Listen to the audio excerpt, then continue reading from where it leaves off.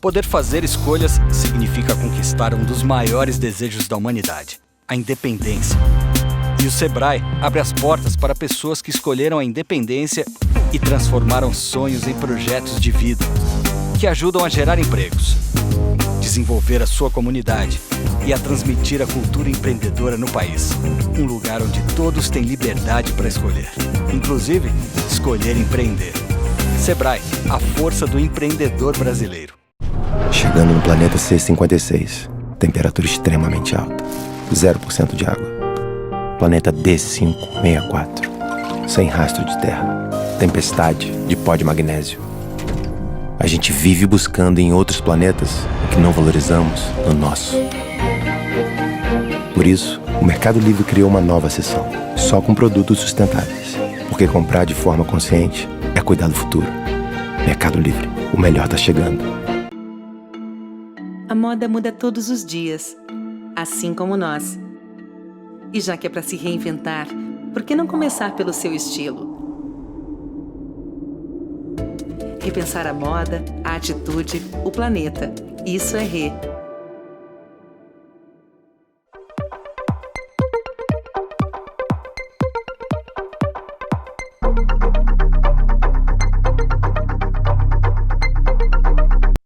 Olá, nós estamos na Brasil Eco Fashion Week.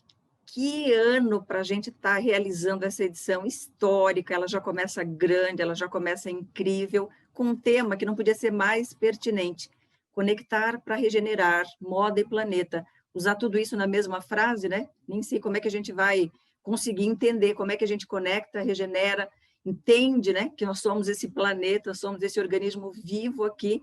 Estamos aqui hoje para ter um papo muito legal. Eu tenho a honra de estar conduzindo um painel com duas pessoas que representam duas entidades que eu não poderia ter maior respeito, maior admiração, porque são uma inspiração para a minha vida. Antes de apresentá-los, eu quero trazer uma frase para refletir, porque o que nós vamos falar hoje tem a ver um pouco com esse valor, com esse pensamento que eu acredito tanto e que tem pautado a minha vida, né? É uma frase do Carl Rogers, que ele diz assim: as tuas atitudes falam tão alto que às vezes eu não consigo ouvir as tuas palavras. A gente vai falar hoje aqui de atitude, de transformação, de um novo momento e um novo movimento para que o capitalismo possa estar a favor das pessoas e do planeta e que a moda possa exercer efetivamente esse seu papel de transformação de uma sociedade, né, com valores mais próximos daquilo que o ideal humano aí tanto necessita. A gente vai falar de colaboração, e na etimologia da palavra, colaborar com ação. Como é que a gente, nas nossas entidades e nas nossas iniciativas, colabora para que esse movimento cresça em prol dessa transformação social?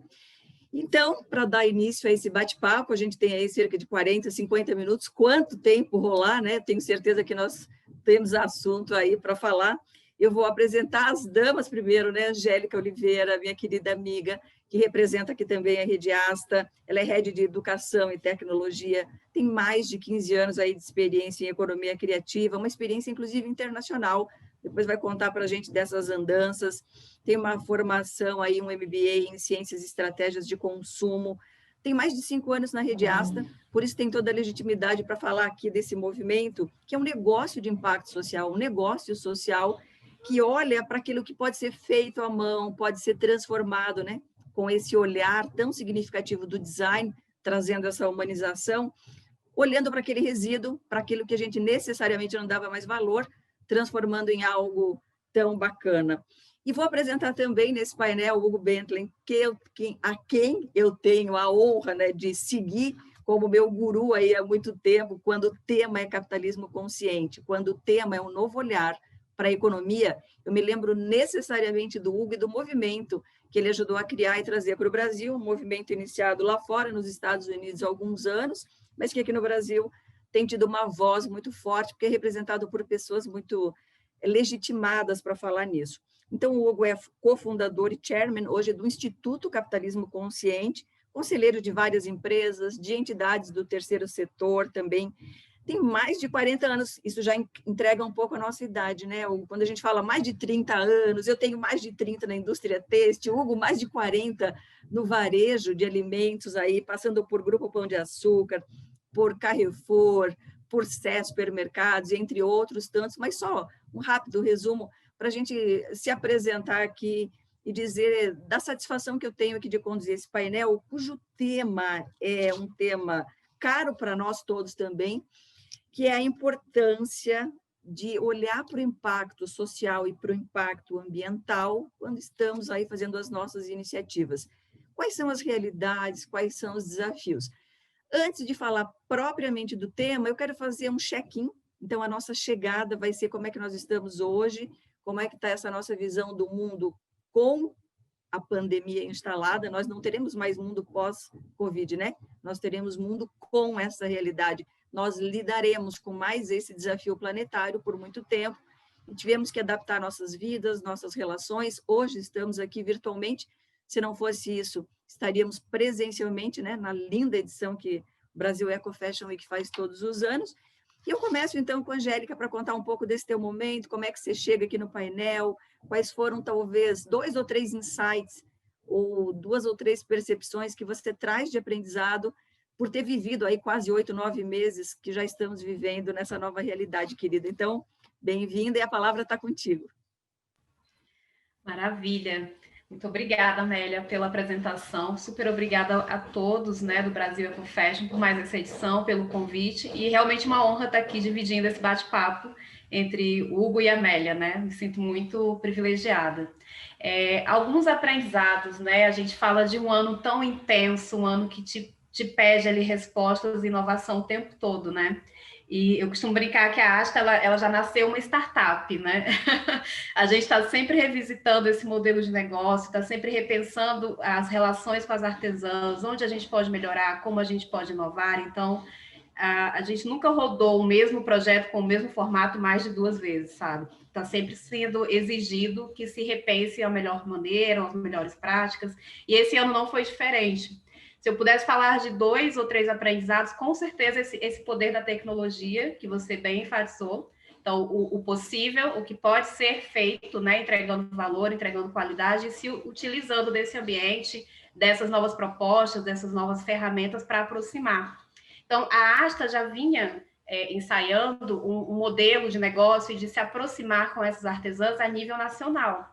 Só que a capilaridade, a questão, né, de bancar projetos presenciais, de um deslocamento de time, de treinar uma artesã, treinar uma mentora local, era sempre impeditivo, né? Então, a gente atuava muito naquele eixo Rio-São Paulo, Sudeste, né, muitos grupos da região. E quando veio a pandemia, eu acho que um dos principais aprendizados é o poder que a gente tem de inovar em meio a um cenário tão complicado e conseguir atingir, através dos nossos projetos, das ações também, artesãs e costureiras no país inteiro.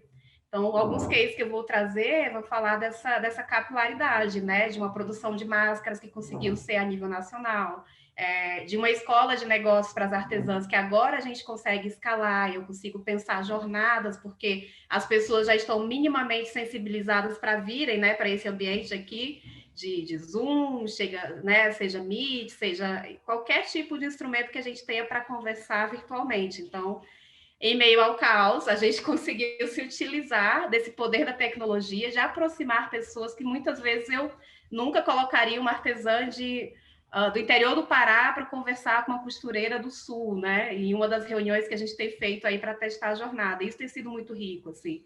Entender que existe uma unidade, uma junção de interesse, acho que uma potência, né, que está ali convergindo nesse momento, e ver a internet sendo esse lugar da troca está sendo bem incrível. Esse, para mim, é o principal aprendizado, esse poder da aproximação.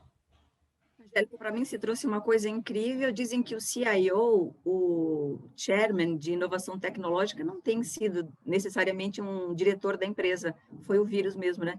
Porque a gente viveu 5 anos em 5 meses. Tudo nós colocamos em xeque. Aquelas crenças de que nós não atingiríamos, né, com essa capilaridade que você trouxe, as pessoas com baixo acesso na nossa pouca informação, a tecnologia foi quebrada. Eu tenho também boas experiências nesse sentido, de ter atingido um número muito maior, impactado um número muito maior de pessoas em projetos, né, que antes não seria possível porque havia o custo da logística. Tem perdas, tem perdas. Estamos todos nos adaptando, né, Angélica? Nada como aquele afago, aquele olhar, porque você aqui, né, estamos todos aqui vivendo essa dinâmica, não temos uma exata sensação de como estamos nos sentindo. O que a gente está vendo aqui é uma imagem projetada, né, e tudo pode estar acontecendo ao nosso redor. A gente está com obra, né, Angélica, hoje em casa, criança correndo, mães com filhos em casa, ou seja, o desafio é enorme. Mas, de alguma forma, aconteceu. A gente conseguiu transpor isso, e a tecnologia foi uma grande aliada. Eu acho que a gente tem esse aprendizado em comum. Passo, então, a palavra, Hugo, por favor, se apresente, fale do seu, né, do que você puder trazer para a gente em termos aí também do movimento do capitalismo consciente. A palavra está contigo, querido. Muito obrigado, enorme prazer, Amélia e Angélica, né, de poder estar aqui com vocês. É incrível, né, como a gente se reconecta por meio do mundo virtual. Tem um vídeo que eu tenho usado nas minhas palestras, que é quase uma mensagem do planeta Terra a nós, né, durante essa pandemia, e ele começa dizendo o seguinte: beijos e abraços, que significavam ser as nossas demonstrações de afeto, de repente se viraram armas mortais. E aquilo que era uma mera tela e que a gente reclamava que aquilo de conexão era frio, se passou a verdadeira aproximação. Então, acho que hoje a gente traz aqui uma série de aprendizados. Quando você fala de colaboração, a gente está evoluindo até mais para cooperação. A crise do Covid nos mostrou algumas coisas. Como você disse, o tal desse novo normal, eu não tenho a menor ideia de como vai ser. Se alguém souber, acho que está mal informado ainda. Por outro lado, 5 grandes lições, né, foram nos deixadas por esse momento, né? Que a crise reafirma as nossas fraquezas e as nossas forças. Que aprendemos que somos completamente interdependentes. No Brasil, escancaramos as nossas mazelas. A necessidade de ressignificarmos a relação iniciativa privada, governo. E agradecer à sociedade como um todo, que com os seus impostos permitiu ajudar a salvar empresas e os mais pobres. Porque a redução de folha, a postergação de impostos e o auxílio emergencial não veio de dinheiro que o governo inventou, veio dos impostos que todos nós e todas as empresas que nós trabalhamos contribuíram. E, sem dúvida nenhuma, agradecer e reconhecer a importância, né, que tem a tecnologia e a ciência. E aqui eu entro, então, na questão do capitalismo como um todo. Primeiro, definir o que é capitalismo. Faço 3 perguntas. O capitalismo é uma das maiores invenções do ser humano e uma enorme fonte de prosperidade? Ou uma ameaça à beira de destruir o planeta e desestabilizar a sociedade? Ou ainda, alguma combinação que precisa ser reimaginada? E nós, no capitalismo consciente, acreditamos que seja essa reimaginação que precisa ser, essa combinação que precisa ser reimaginada. E muito disso foi trazido por uma questão de foco exclusivamente em um stakeholder em detrimento aos demais stakeholders. E quando a gente fala de colaboração, cooperação e interdependência, o ecossistema das empresas está absolutamente ligado à relação equânime entre todos os stakeholders. Então, durante muitos anos, principalmente depois da Segunda Guerra Mundial, focado nos anos 70 até agora, se criou o mantra de que o único papel de responsabilidade social das empresas era gerar o maior retorno e lucro possível ao acionista. Milton Friedman falou isso, foi seguido à risca. Ele só esqueceu de falar que o como você gera esse lucro é muito mais importante do que o quanto você gera desse lucro. E aqui a gente vive no têxtil, na moda, que o como é fundamental.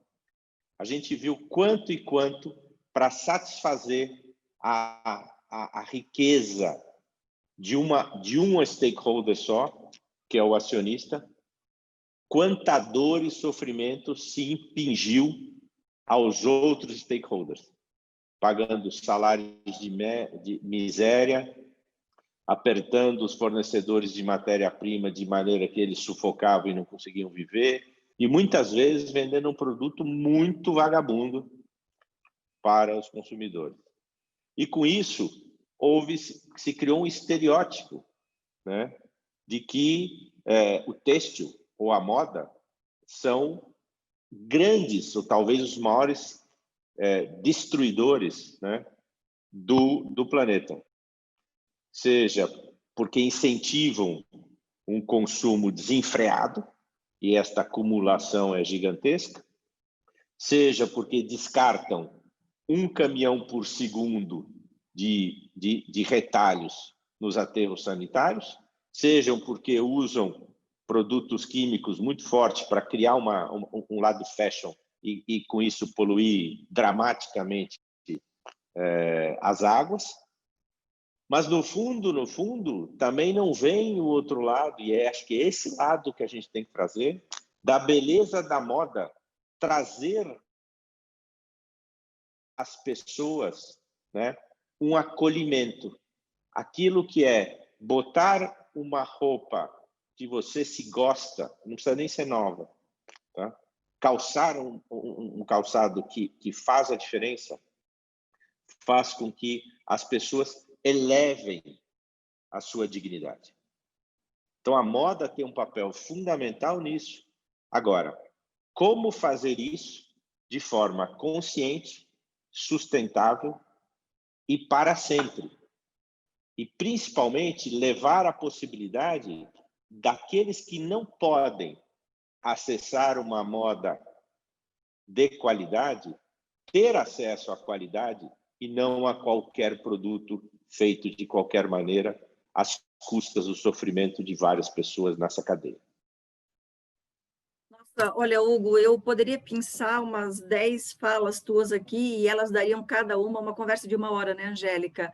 Mas eu quero trazer um aspecto que foi a primeira provocação que você trouxe, né? Se nesse sentido o capitalismo está para destruir, está para construir, ou se há um caminho do meio. Eu tenho me deparado, para mim, um insight interessante na pandemia foi olhar para a filosofia, para o que dizia Platão, Sócrates, Aristóteles, Epíteto, enfim. Eles já debatiam essas ideias muito antes, né, de a gente estar aqui, muito antes de tudo isso estar vindo à tona. Além disso, fui olhar também outras culturas, outras religiões, outras formas, né, de entender a espiritualidade. Me deparei com o caminho do meio, do budismo. Sempre há um caminho do meio, né? Quando você já traz esse ponto, esse contraponto, de que a moda, assim como outras indústrias, né, não é a única que impacta tanto, mas impacta muito, porque impacta uma cadeia inteira, do agronegócio até o pós-consumo. É inegável esse impacto, nós não estamos aqui para diminuir isso. Mas, por outro lado, ela dá a possibilidade de geração de emprego, de renda, e para o consumidor de expressar sua identidade. Eu me expresso com a roupa que eu visto, eu digo quem eu sou, uma simples camiseta com uma frase ativista que diz aquilo, né? Muito do que eu acredito. Então, esses dois olhares da moda enquanto esse sistema que representa uma sociedade, culturalmente falando, e a moda como um business que tem os seus impactos, eu acho que nós estamos começando. E, de novo, não foi nem pelo amor, nem pela dor. Talvez a gente tenha agora entendido que necessariamente pode ser pela inteligência. Porque pelo amor, a gente não foi. Pela dor, a gente está com dificuldade de fazer um próximo passo. Vamos tentar pela inteligência. E qual é a inteligência do processo? Os recursos são finitos, né, gente? os recursos do planeta todos finitos, aí água, matéria-prima muito usada na nossa indústria têxtil, não estão aí infinitos, não. Estamos vivendo agora no pós-Covid, para as têxteis, eu falo de Santa Catarina, quase 160 mil empregados dentro dessa indústria, só nesse estado. Na malharia, é o segundo estado que mais produz malha, que alimenta as grandes cadeias de varejo do Brasil todo, estão aqui do estado onde eu falo agora, Santa Catarina, estão fora, né, depois de São Paulo, um estado muito proeminente na indústria têxtil. Nós vivemos aqui, nesse momento agora, uma dificuldade grande de acesso ao algodão e a outras matérias-primas de outras fontes também. Então, se não aprendemos antes que tínhamos que olhar para a economia de forma circular, para a regeneração, para o upcycling, pela dor nem pelo amor, vamos tentar pela inteligência, né, gente? A inteligência que salva o nosso caixa, a inteligência que mitiga o impacto, né? Não é nem diminuir, é mitigar o impacto mesmo na fonte.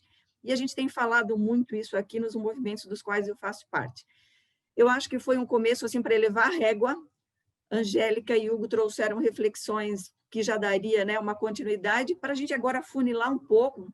Nem sei quanto tempo a gente já está falando. Passa tão rápido o tempo quando a gente está aí num papo animado entre pessoas que têm tanto conteúdo que a gente não vê. Eu queria entrar um pouquinho, então, como é que a Rede Asta tem olhado para a sua jornada. Você está aí 5 anos, então você pegou um bom período de transição. Você já trouxe um pouco na tua fala, né? Era mais local, virou uma abrangência maior, olhava para um lugar, agora olha para mais.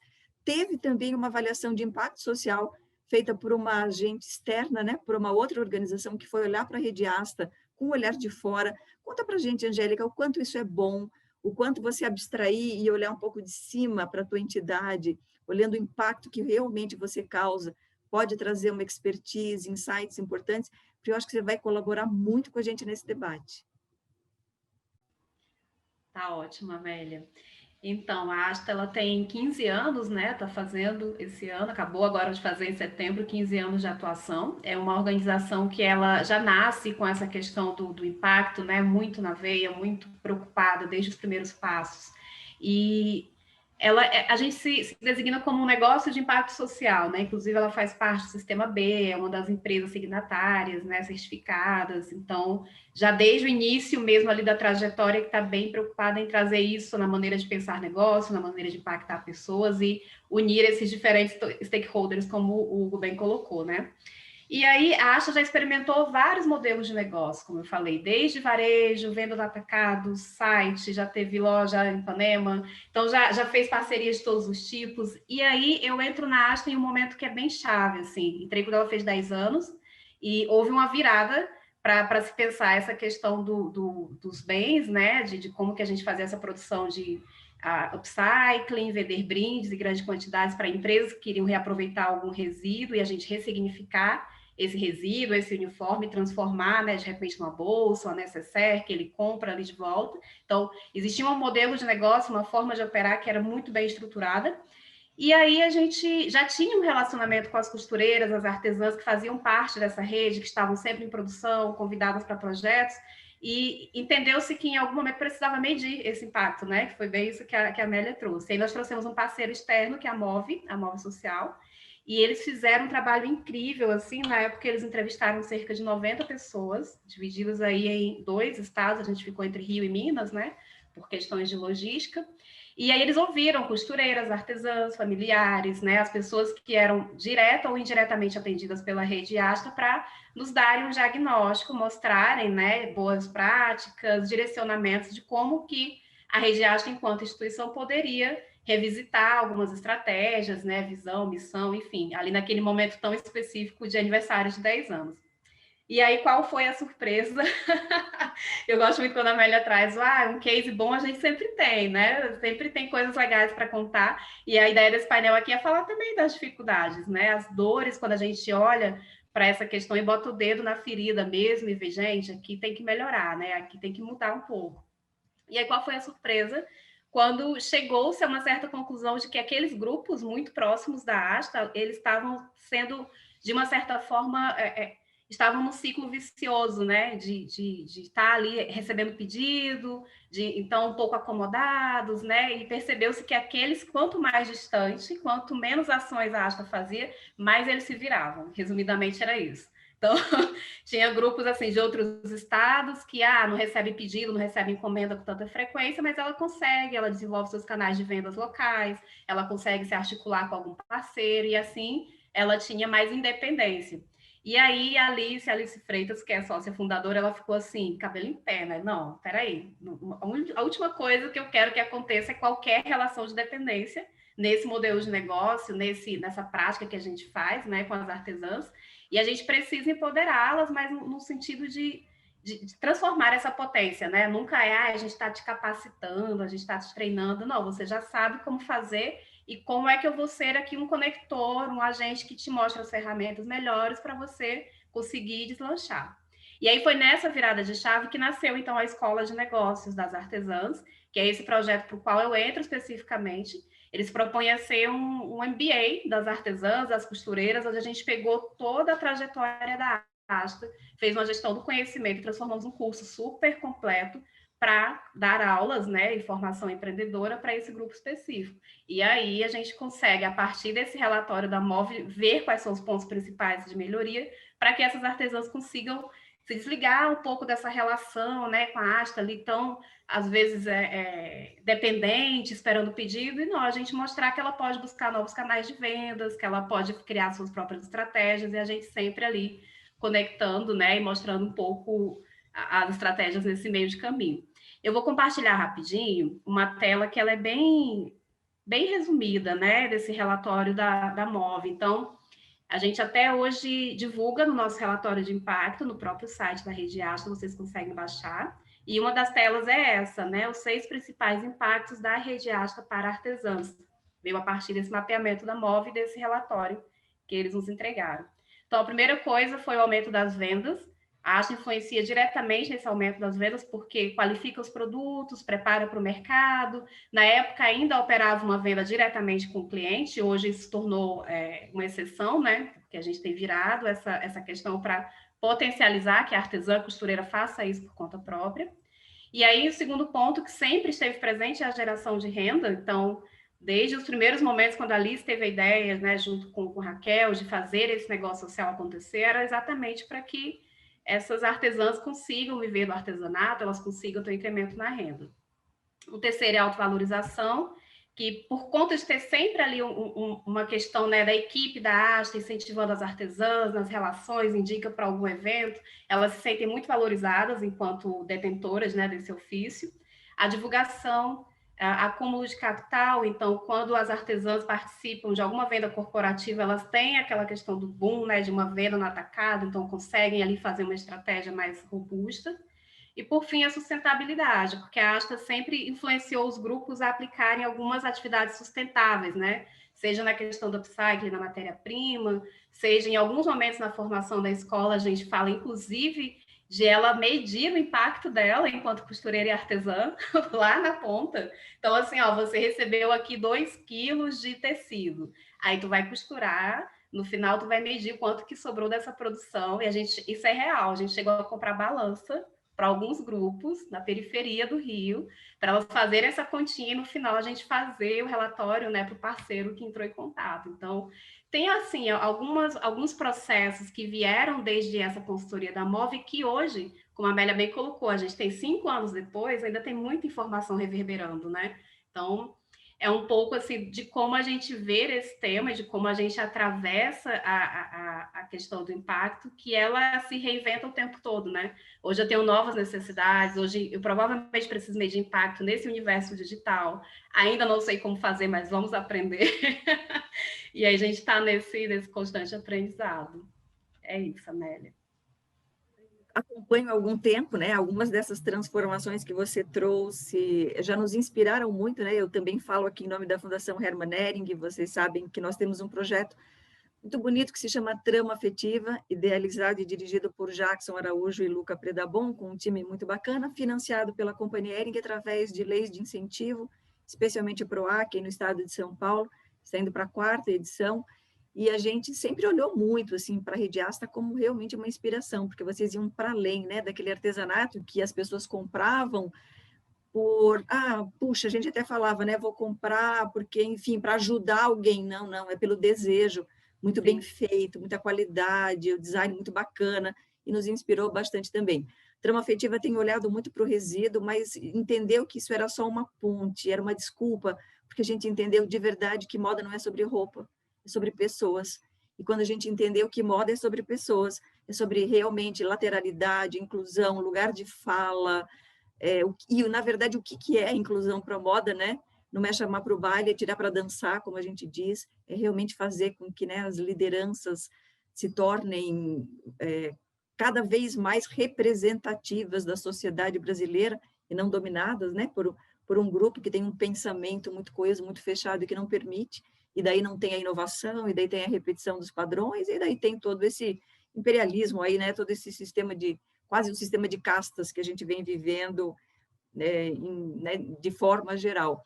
E o Trama Afetiva, então, virou um movimento grande. No último ano, nós estivemos no Centro Cultural São Paulo, nós chamamos gente muito interessante, que já tinha uma escalada, porque o que a gente tem de dificuldade nessa nossa área, né, Angélica, é dessa escala, né? É tornar tudo sustentado para ser sustentável, porque o econômico é um pilar tão importante quanto o social, né, quanto o ambiental, não se excluem, e isso é o que prega o capitalismo consciente também, né? É tudo na mesma medida. Como o Hugo falou, não é ganhar dinheiro, gerar emprego, renda, e fazer com que essa conta se maximize o tempo todo. Sim, mas o como isso acontece? Então, parabéns para a Regiasta, eu acho que vocês foram corajosos de assumir, né, que aquele impacto estava causando uma dependência, né, e de mudar essa regra do jogo, mudar um pouco a forma de fazer esse envolvimento e trazer esse protagonismo para tantas pessoas que vocês têm impactado. A gente já fala mais sobre isso. Hugo, conta um pouco como é que tem sido para você essa jornada de olhar para o impacto social. E esse capitalismo está se tornando mais consciente mesmo, Hugo? Bom, eu não sei se a Angélica sabe, mas eu fui conselheiro da Rede Astra, né, antes dessa mudança, certo? Com a Alice.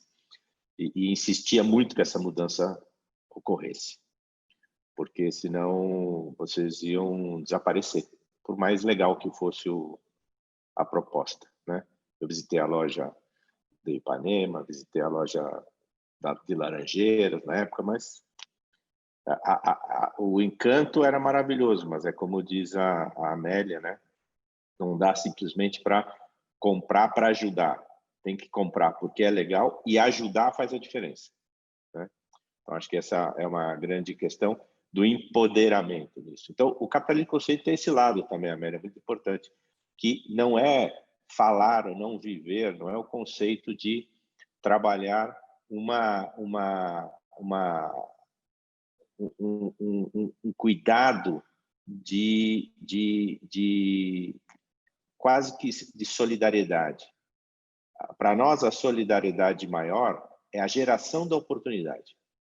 Então, quando a gente começa a até trazer aqui qual é o nosso propósito, qual é o propósito do Instituto Capitalismo Consciente, é ajudar a transformar o jeito de se fazer investimentos e negócios no Brasil,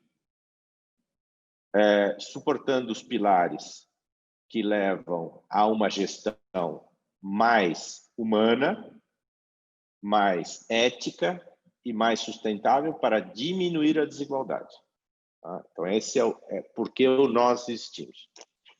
E a Angélica trouxe uma questão, por exemplo, dos núcleos que estavam mais longe, que tinham que se virar.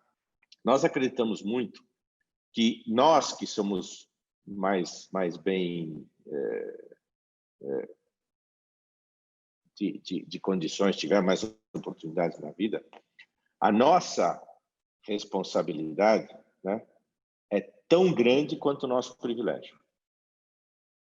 E quando você vê essas comunidades, esses lugares mais sofridos, né, eu costumo dizer que a sua superação é tão grande quanto a sua necessidade. E geralmente ela é mais vivida do que a responsabilidade em relação ao privilégio.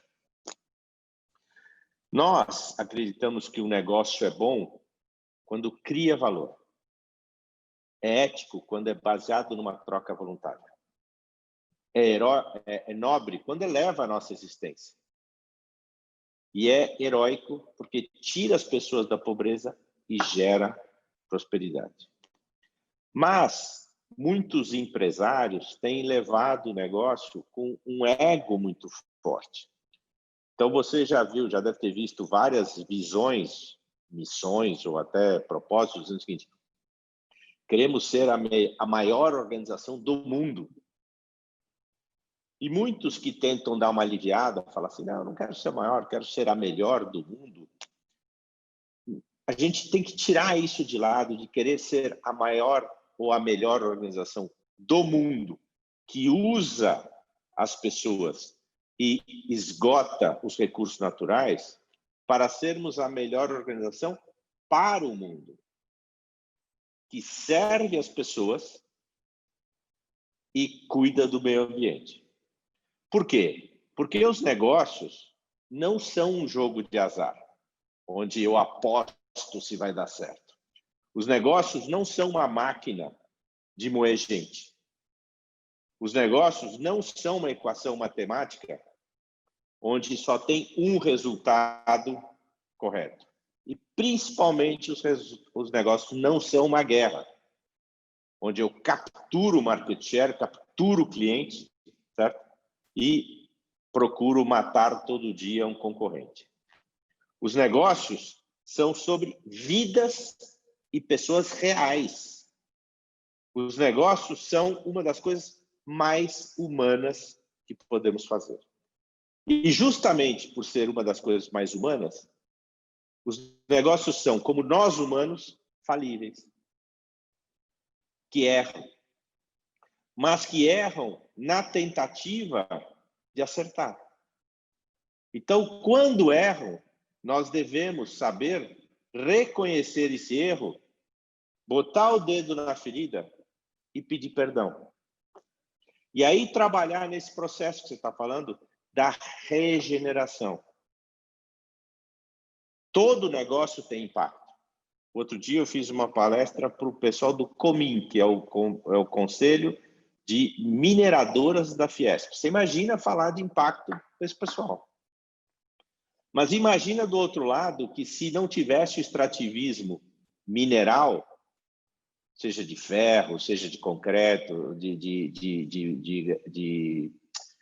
pedra e tudo mais, nós não teríamos as cidades, nós não teríamos nosso bem-estar, nós não teríamos nossa vida. Então, o que a gente diz é o seguinte: todo negócio gera um impacto ambiental e social. Cabe a cada negócio a reparação do tamanho do seu impacto social e ambiental. Mesmo se amanhã nós formos fazer uma agência de ecoturismo, a gente gera impacto ambiental e social. Mas é muito pequenininho, a gente tem que reparar o muito pequenininho. O mundo da moda gera um grande impacto, tanto ambiental, mas principalmente social. E tem que reparar na sua ordem de grandeza. Porque só assim, efetivamente, a gente vai conseguir curar as feridas, né? E atender a todos que nós estamos fazendo. Porque é importante, o Raj Sisodia escreveu no seu último livro, né, Empresas que Curam, nós precisamos curar a nós mesmos, nossas famílias e nossas comunidades. Nós precisamos curar nossas empresas e nossos países. Nós precisamos curar o nosso planeta e a sua habilidade de manter a vida. E nós precisamos curar o passado, o presente e o futuro. Não à toa, né? A gente olha para isso que ele diz e a gente fica aqui tão pensativa e já não tem nem certeza, e aí trazendo de novo da filosofia, né? Quando a gente vem com essa incerteza de não ter mais aquela verdade absoluta dentro de nós, que já era a máxima do Sócrates, né? Eu já sei que eu nada sei. Talvez a gente esteja no começo de um novo movimento, de um capitalismo que possa trazer esse viés da regeneração, da interdependência, do ganha-ganha-ganha, e tudo isso me chama muito a atenção, porque parece que a gente teve um teste, assim, eu sinto que a humanidade viveu um teste global agora, e eu me pergunto qual foi a nossa nota nesse teste. E eu confesso para vocês, se a gente fosse fazer o NPS desse teste que a gente viveu, chamado pandemia e Covid, eu não sei se a gente teria uma nota alta, Porque assim como nós temos exemplos muito lindos e pontuais que aconteceram, né, ao redor do mundo e na nossa própria casa, na nossa própria empresa, nós tivemos um desvirtuamento de valores que a gente já esperava ver representado em políticas públicas, nas organizações. Se um valor é algo que eu tenho uma história para contar, então, por exemplo, se eu digo que para minha família a educação é um valor, eu preciso saber contar uma história. Por que educação é um valor para minha família? Se para a moda, né, a gente está dizendo que olhar o equilíbrio entre o social, o ambiental, olhar para as pessoas, olhar para como fazer a moda é um valor, a gente precisa ter histórias para contar sobre isso, porque senão fica aquela falácia de dizer que a gente está mitigando e está se apropriando, né, de uma conversa muito marqueteira, que não cabe mais, porque o mundo não dá mais tempo. Na FGV, nós tivemos acesso a algumas pesquisas através do Laboratório da Moda Sustentável, que é uma outra iniciativa muito interessante acontecendo no Brasil nos últimos 4 anos, multissetorial, de relevância nacional, que deu lateralidade e trouxe o debate de toda a cadeia, começando pela artesã, pela costureira, até os mais altos órgãos governamentais, passando pela iniciativa privada. Hoje são 55 atores que fazem parte dessa iniciativa. Foi uma aliança convocadora, trazida por a BIT, a BVTEX, Associação Brasileira da Indústria Têxtil, Associação Brasileira do Varejo Têxtil, financiado no primeiro momento pelo Instituto CIA, hoje com outras fontes de financiamento, inclusive Fundação Hermann Hering, e que debate basicamente esse futuro da moda através desses valores, né? Dessa ação que é feita, dessa história que a gente tem para contar de como a moda vem conseguindo sentar no divã, se olhar no espelho, fazer um mergulho dentro, né, da sua própria essência, de como ela gera negócios, para poder fazer esses acertos tão importantes. E eu me pergunto, né, então, qual seria essa nota no teste que a gente passou? E para trazer aquilo que a FGV levou para a gente dentro do laboratório, se a gente colocar numa perspectiva que a Covid foi uma onda que nos afetou a todos, as mudanças climáticas serão uma onda ainda mais devastadora e que a gente não tem, de novo, como mensurar, como um novo cisne negro, para pegar aí, né, essa terminologia que tem sido trazida aí pelo Taleb, através do conceito de antifragilidade, como ela nos afetará. Eu tenho sugestão de um filme mais antigo, para quem está aí nos ouvindo, chamado O Dia Depois do Amanhã, ou O Dia Depois de Amanhã. É mais antiguinho, eu só consegui encontrá-lo no YouTube e no Netflix, eu não consegui. Mas ele traz uma perspectiva de muitos cientistas que estavam analisando as mudanças climáticas e que, por uma mudança numa corrente marítima, poderia trazer um grande dano ao planeta. Não se sabia quando isso poderia acontecer. Como Hollywood tem essa capacidade sui generis de trazer para o hoje tudo aquilo que está no nosso inconsciente planetário, né? E que pode acontecer no futuro. Então, no filme, essa mudança toda acontece no dia depois do amanhã, acontece no dia seguinte, e muda o clima do planeta inteiro. É um tapa na nossa cara, assim, de pensar na nossa pequenez, de trazer o ego para baixo, sabe? Como o Hugo falou, né? Que às vezes se exacerba tanto, porque se nós já estamos sendo tão impactados por essa crise da saúde, mas principalmente pela crise de valores que a nossa sociedade vive.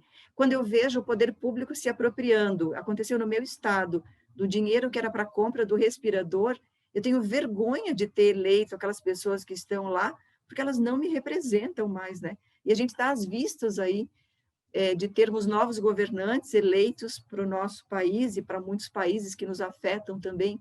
Então, como é que a gente olha para tudo isso? E como é que a gente olha para as nossas organizações? Eu diria que a gente está se encaminhando para o final da nossa fala. Nós estamos falando... Deixa eu falar uma coisa, Amélia, que acho que é importante. Tem um movimento, porque a Angélica falou que também a ASTA é certificada B, e eu a convido para ser associada do Capitalismo Consciente, certo? Como a Fundação Hering. A Fundação não, mas a Hering, né? Também. Como a Fundação, a gente devia fazer uma parceria, que acho que dá um caminho muito positivo. Nós trouxemos para o Brasil, agora há 2 meses, junto com o Sistema B, um movimento chamado Imperative 21. Tá? Que eu recomendo que todos conheçam o site Imperative em inglês, 21.com.br. Tá? E ele diz o seguinte: nós temos um momento muito importante que é o nosso sistema econômico ruim. É hora de redefinir o capitalismo. A pandemia do coronavírus, a crise econômica e a injustiça racial em ascensão revelaram um problema fundamental e profundo. Um sistema econômico que recompensa a maximização da riqueza sobre o bem-estar e prioriza o individualismo sobre a interdependência não pode continuar funcionando. O momento é agora, né? Os fatos são que nós precisamos gerar resultado para todos os stakeholders e não só para os acionistas, mas há uma esperança do futuro. Porque onde todas as pessoas sejam capazes de trabalhar com dignidade e cuidar delas mesmas e dos seus entes queridos. Onde nosso planeta seja saudável e as economias progridam.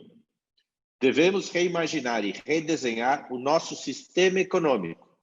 Mas isso é um convite que eu faço para todos nós, porque é uma ação coletiva de colaboração, cooperação e, principalmente, precisa de resiliência, porque é um processo de longo prazo.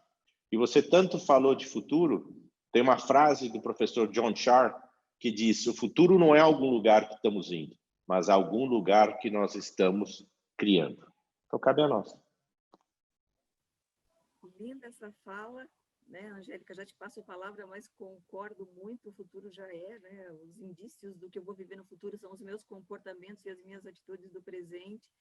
Eu estou mais para o otimismo, eu não quero deixar aqui uma mensagem longe de mim, né, de que eu tenho uma desesperança em relação à humanidade. Não, eu acho que nós não fomos tão bem como a gente esperava nesse teste que nós passamos agora, mas nós aprendemos. E a gente aprendeu, sim, muito, né, com familiares, com vidas humanas, com perdas que a gente não pôde nem chorar o luto direito, né, com perdas tão significativas, com fechamento para falar da moda, né, com perdas de postos de trabalho, com fechamento de tantas empresas. Então, a gente aprendeu a olhar para tudo isso e a gente precisa ressignificar esse aprendizado para tudo isso que o Hugo trouxe agora, para essa colaboração. Então, eu tenho um otimismo invicto, eu sou uma otimista invicta, eu acredito na capacidade do ser humano, e quero reafirmar, né, que cada CPF é que mantém um CNPJ vivo, né? Um CNPJ não é nada, ele é apenas uma instituição criada para dar uma legitimidade econômica aí para uma ação. São os nossos CPFs, é a nossa digital que está lá, é a nossa pegada no planeta. Angélica, querida, me conta, no geral agora, né, você tem todo esse espaço que necessita, como é que você também tem visto? Você interage muito com a moda, não só dentro da Asta, né, mas você conhece esse ecossistema pela tua própria formação.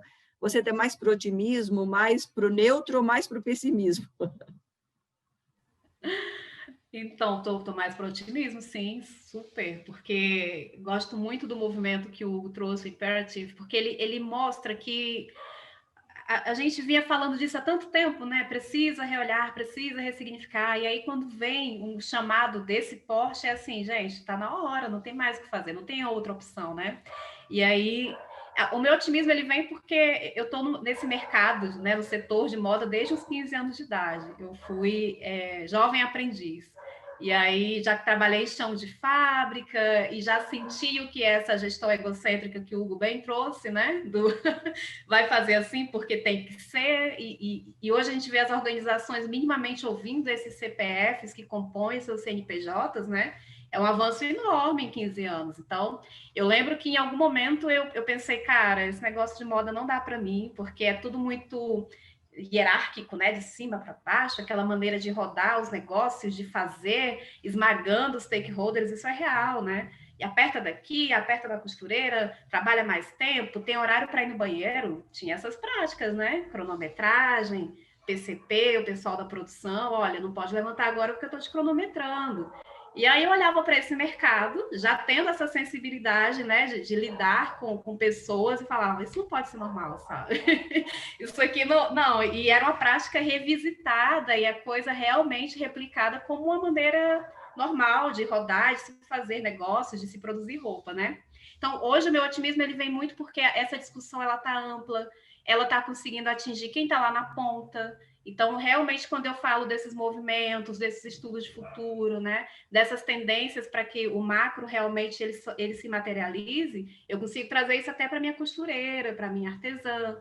Eu convido que ela assista, né, tudo isso que a gente está falando aqui, para que ela também se sinta um agente de transformação. Então, gente, ó, vai ter evento tal, tá aqui o link. Entra aí, vamos conversar sobre isso. Nas aulas a gente traz muito disso, né, do papel delas quando elas estão ali negociando com esse mercado, quando alguém procura a mão de obra delas para serem uma fornecedora, né, uma bordadeira.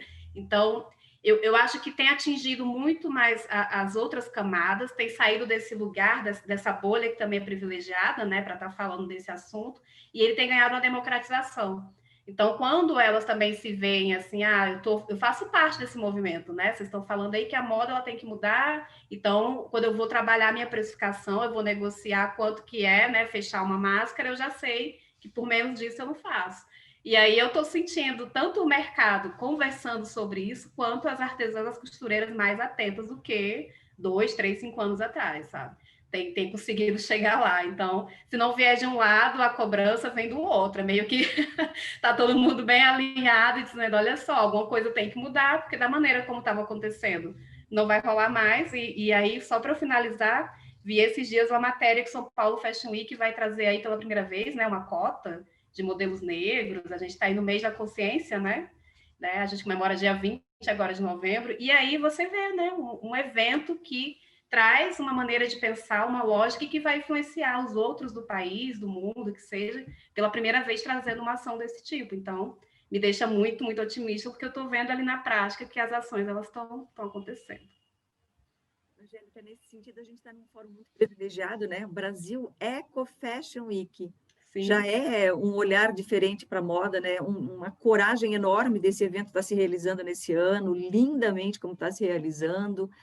E quando toda essa cadeia da moda, todo esse poderio, que é de uma moda exclusivista, talvez de uma moda, né, que a gente estava acostumado a olhar no passado, não faz mais todo o sentido, não completa mais todo o nosso entendimento, ainda que faça parte, porque é um sistema totalmente estruturado, né, de muito tempo, a gente começa a encontrar respostas, novas respostas, para as perguntas que começam a ser feitas agora. Por que essa costureira não tem direito de perguntar sobre a dignidade dela, sobre a remuneração, e receber a resposta, né, à altura do que ela pode compreender e argumentar para que ela eleve, né, sua qualidade de vida. É justo, é dessa justiça que a gente está falando, dessa desigualdade que se escancarou, como o Hugo trouxe na fala inicial dele, com a Sim. pandemia, né, com as nossas questões étnicas, sociais, raciais aqui, e que agora começam aqui na base, né, a periferia vindo para o centro.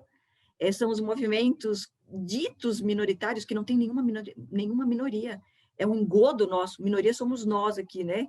Esses, né, talvez, bando aí, né? Vou chamar assim, né?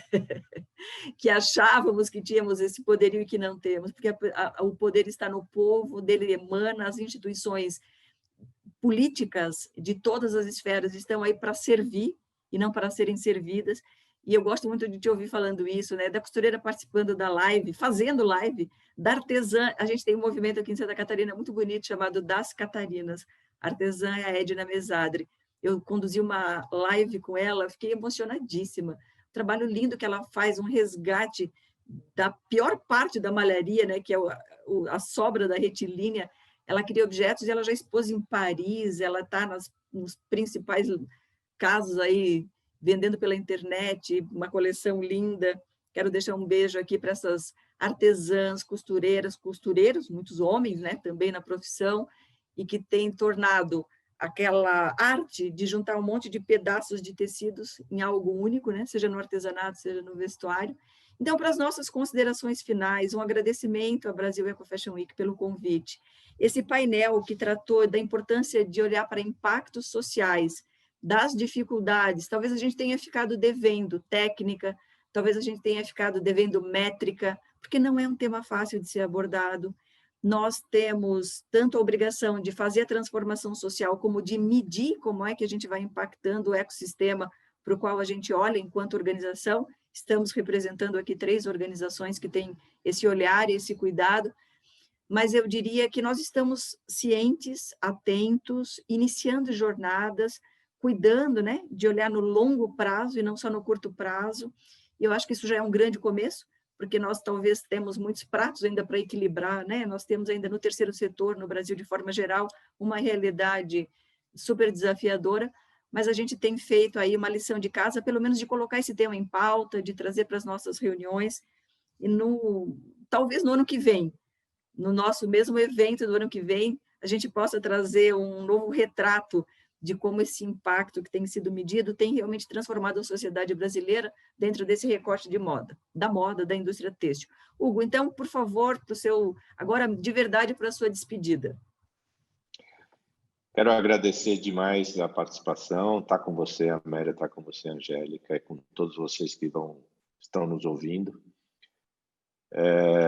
E dizer que cabe a nós, né? Não tem outro caminho.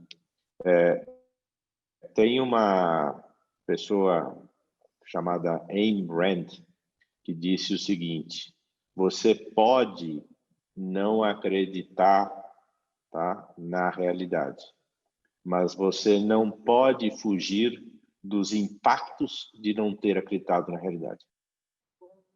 Foi uma boa frase, eu diria. Angélica, por favor. Super obrigada mais uma vez, né, Amélia, pela excelente condução, tão leve, né, esse assunto que a princípio, como você, né, nos traz, tem uma dureza, pensar métricas, resultados, metodologia, e aqui, muitos dos cases aprendi muito com vocês, né, ouvindo e até repensando já, né, com isso que a gente está vivendo e ao mesmo tempo sustentando tantos pratos ao mesmo tempo, como a Amélia colocou, né? Ressignificando metodologias e já pensando como é que eu vou medir o impacto disso, como é que eu vou apresentar isso no relatório ano que vem. É meio que um 3 em 1, tudo ali junto e misturado. Então, fico super feliz. Muito obrigada mais uma vez, Rafa, Carla, toda a equipe, né, do Brasil Eco Fashion Week. Mais uma vez, a Amélia e ao Hugo. E minhas falas finais são a gente realmente se entendendo o quanto essas instituições que estão fazendo a diferença por estarem sensíveis, né, Amélia? Acho que esse olhar atento, essa presença de fato, né, quando a gente faz os negócios e pensa nas pessoas envolvidas, que elas, se não vier uma questão de uma ressignificação, né, na velocidade que às vezes o mercado, a vida exige, porque também somos pessoas fazendo negócios, né, como o Hugo bem colocou. Então, ainda tem uma Angélica em meio a isso tudo, que ressignificou toda uma escola que também está vivendo uma pandemia, então, que olha para a costureira sabendo que existem processos pessoais para ela também. Então, tem aí acho que um momento de muito autoconhecimento e de muita sabedoria, né, em colocar toda essa potência e retransformar e ressignificar esses negócios. Então, minha fala final é que esse setor da moda, que ele consiga desenvolver essa potência, que o Hugo bem colocou, que existe uma beleza muito colocada, né, nessa questão do vestuário, de expressar uma personalidade, expressar uma visão de mundo, e que isso seja cada vez mais conectado, né, com fazer bem feito, com fazer o melhor para o mundo, né, do que o melhor do mundo. Acho que é isso. Obrigadão a todos vocês. Foi ótimo, viu? Foram absolutamente inspiradores. Eu comecei esse painel talvez um pouco ansiosa e eu termino aqui inspirada por ambas as falas, pela leveza que vocês também trouxeram por temas tão densos que a gente passou e percorreu, né? Falamos de coisas tão importantes que nos afetam a todos, como consumidores, como gestores das nossas organizações, como líderes e como pessoas que têm que buscar sempre essa coerência, né, entre aquilo que a gente diz que acredita, né, os nossos valores e como a gente transforma isso dentro das nossas organizações, em programas, em projetos, em ações de transformação. Fazer um agradecimento enorme, né, a toda a equipe do Brasil Eco Fashion Week, Rafael, Carla, Gabi, enfim, todos aí que nos ajudaram a chegar nesse painel aqui e trazer um pouco dessa luz. Eu acho que a nossa indústria da moda é igual aquela sala escura onde os discípulos se reuniam com um monge para estudar. Ela era sempre escura e eles ficavam muito à vontade. Um dia, o monge acendeu a luz. Quando eles chegaram na sala, a sala estava uma bagunça, mas pensa uma sala desorganizada. Os discípulos ficaram, nossa, boquiabertos, quase horrorizados, e cobraram do monge. Mas a gente se reunia aqui para orar, e era tão positivo, e a gente vinha para esse ambiente escuro. Ele disse, pois é, então eu acendi a luz e agora a gente está vendo onde a gente está. A gente tem duas opções, ou a gente organiza de verdade esse ambiente para poder usufruí-lo como a gente merece, ou a gente apaga a luz de novo. A escolha é nossa. Simples assim. A gente acendeu essa luz do planeta agora, viu como a casa está desarrumada, tantas coisas que a gente precisa organizar. A gente pode apagar a luz de novo. Não, vamos passar esse pós-normal aí, Covid e tal, daqui a pouco todo mundo esquece, não usa mais nada, nem máscara, nem se cuida, nem cuida do outro. Mas a gente pode deixar essa luz acesa como um farol, para que a gente possa olhar lá na frente e pertencer a esse planeta com essa beleza toda que a gente recebeu na nossa geração e fazer disso um legado para nós e para quem está vindo por aí. Muito obrigada a vocês dois, foi um prazer, um privilégio, e até a próxima.